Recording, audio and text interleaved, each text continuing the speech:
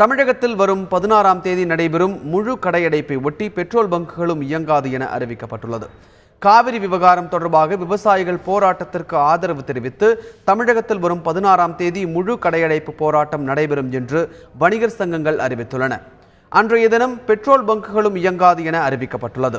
வரும் 16ஆம் தேதி காலை 6 மணி முதல் மாலை 6 மணி வரை தமிழகத்தில் உள்ள 4600 பெட்ரோல் பங்குகள் இயங்காது என்று தமிழ்நாடு பெட்ரோல் பங்க் உரிமையாளர் சங்க தலைவர் முரளி தெரிவித்துள்ளார். பஸ்களை கொளுத்துவதும் லாரிகளை கொளுத்துவதும் அவர்களுடைய சொத்துக்களுக்கு இடைஞ்சல் ஏற்பட்டுவதும் மிகவும் மோசமான ஒரு சூழ்நிலையில் தமிழக மக்கள் தள்ளப்பட்டுள்ளார்கள். இதற்கு எங்களுடைய அனுதாபத்தை காட்டும் வகையில் தற்பொழுது தமிழகத்தில் உள்ள வணிக பேரவை தமிழ்நாடு முழுவதும் 16ஆம் தேதி அன்று பந்துக்கு ஒரு அழைப்பு விடுத்துள்ளார்கள். அதில் எங்களையும் நாங்கள் இணைத்துக் கொள்கின்றோம்.